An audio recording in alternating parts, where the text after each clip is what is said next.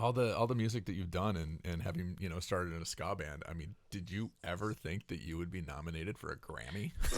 Let's talk about that for a second. We can let's a fucking Grammy. I gotta tell you, man, waking up to that text message was like, the song's 14 minutes long. What the fuck?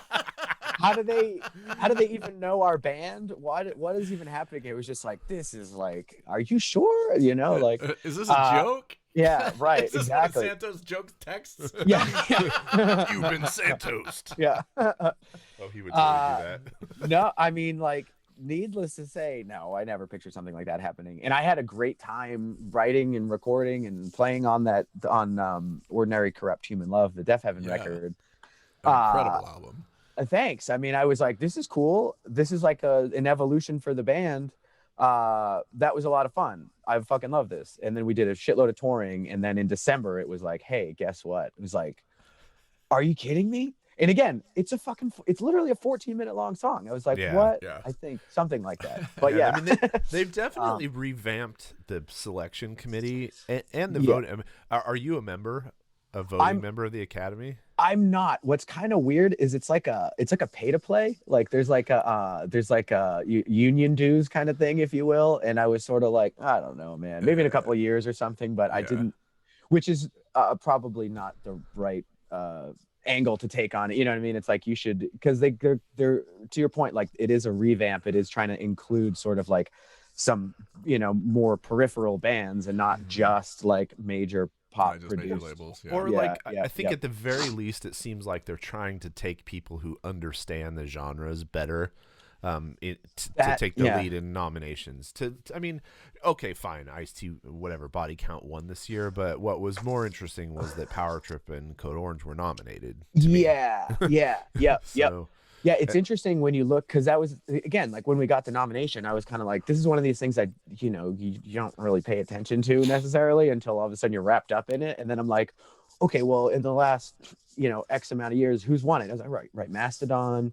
And you kind of, High on Fire won our year, exactly. But it's funny, like seeing, there's a definite, like it goes from like Metallica and like all the bigger bands to like within a couple years you're like, oh, these are like working touring level bands. Like that's interesting. Like you can tell there was, whether it's personnel or what it was, but it was pretty early on in the conversation when we were like holy shit, there's no what's the phrase, like legacy bands. There's no legacy bands this year. Like some normal tour, normal, some band that doesn't play stadiums is actually going to have a shot at this thing, which was pretty cool. That's crazy. What was that experience like? I mean, you were there. Dude, we saw the red carpet shots. You had your own. There's, you got your stock photos. I would use the phrase "fish out of water" experience. Very fish out of water experience.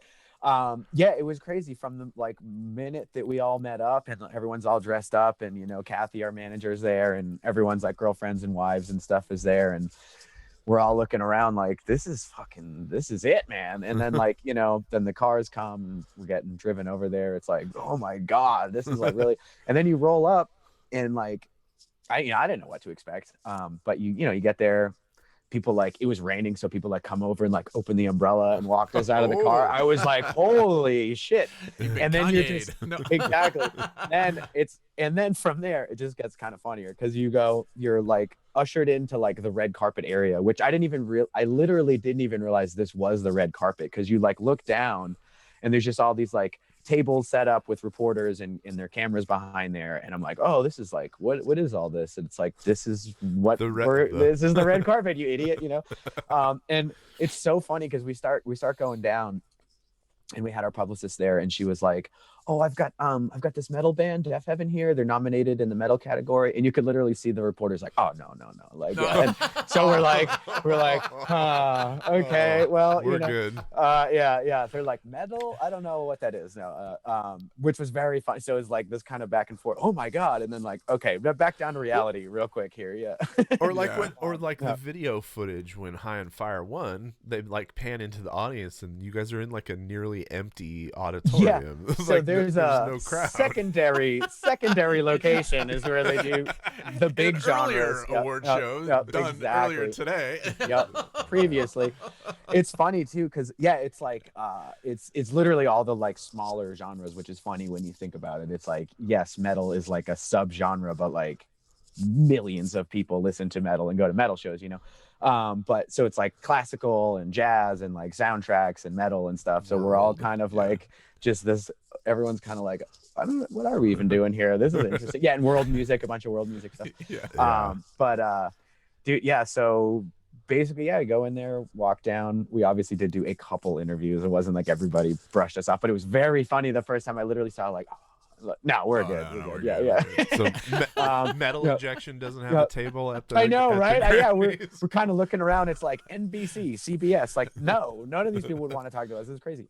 So we go in the auditorium and you're just kind of waiting, and you're like, okay, we got like 2.5 hours. This is gonna be okay. Just kind of sitting there waiting. But when High on Fire got it, it was like, obviously you're like, fucking goddamn it, Slash, hell yeah, that's like of all the bands in the category, I'm like, dude, talk about touring working musicians that have been grinding it out and 100%. Have a double-digit catalog. You know what I mean? It's like, dude, they're And I know those guys. When I was still doing sound for Doom Riders, we did a sick little run that was Doom Riders, Caveller Talk, High on Fire, and that was no big deal. Really sick. Yeah, I know exactly. And I was just like, thanks for bringing me along. But anyway, so and my friend, actually, Alyssa, Matt's wife, she did the first 2 Summoner album covers. Yes. And we played at her basement in Philly. So I had known her separately from that when they all got, so it was kind of like a big family affair. So in other words, when they won it, I was like, okay, I feel the best about losing to them, Yeah.